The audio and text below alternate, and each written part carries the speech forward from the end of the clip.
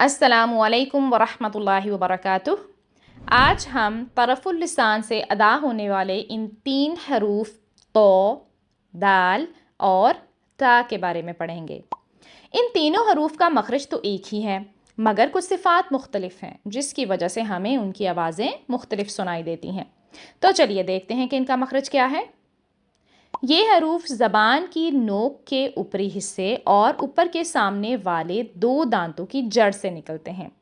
अब सबसे पहले तो आपको ये मालूम होना चाहिए कि जड़ कहाँ होती है। तो इस पिक्चर को ज़रा ध्यान से देखें।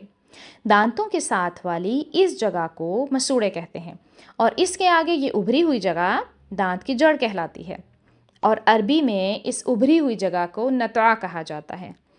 इसलिए इन तीनों हरूफ के मजमूए को हरूफ़ुन नतइया कहा जाता है। एक बहुत ही अहम बात, इन हरूफ की अदायगी के लिए आपने सिर्फ ज़बान की नोक और इसका ऊपरी हिस्सा ऊपर 2 दांतों की जड़ पर लगाना है।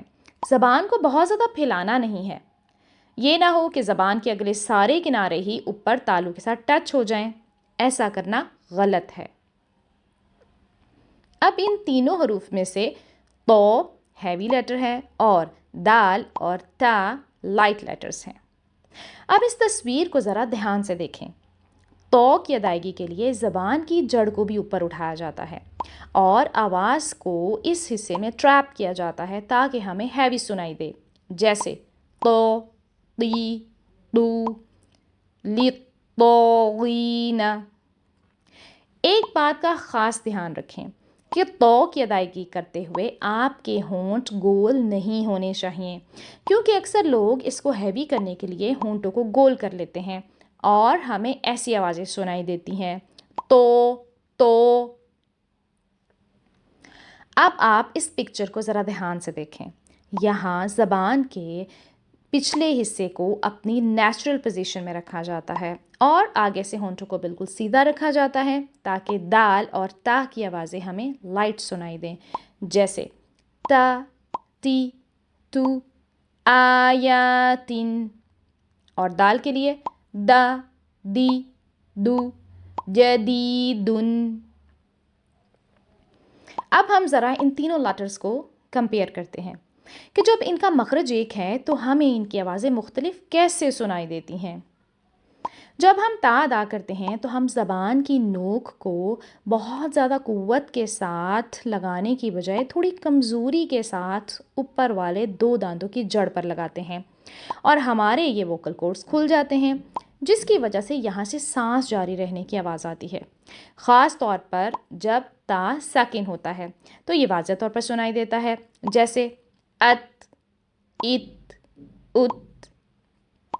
मगर जब हम दाल और तो अदा करते हैं तो ज़बान की नोक को पूरी क़ुव्वत के साथ 2 दांतों की जड़ पर लगाते हैं और ये वोकल कॉर्ड्स बंद हो जाते हैं, जिसकी वजह से वाइब्रेशन पैदा होती है और ऐसी आवाज़ सुनाई देती है, अद, इद, उद, अत, इत, उत।